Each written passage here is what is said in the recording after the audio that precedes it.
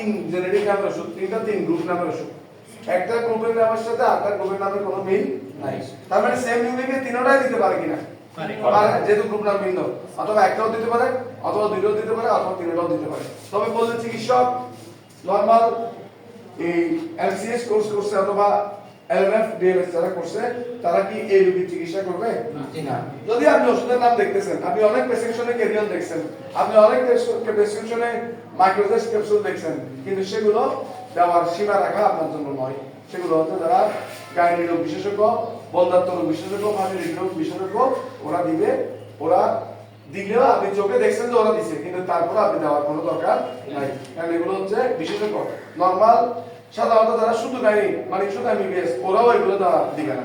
এগুলো যারা বন্ধাত্ম রোগ বিশেষজ্ঞ, সন্তান না হওয়ার রোগের বিশেষজ্ঞ, তারাই দিবে। এতটুকু বুঝছেন কিনা? তবে ওষুধের নাম সবাই জানে, জানলেও সবাই দিতে পারবে। এতটুকু বুঝছেন? স্যার, এটা 6 মাসে এর আগে কি হতে পারে না?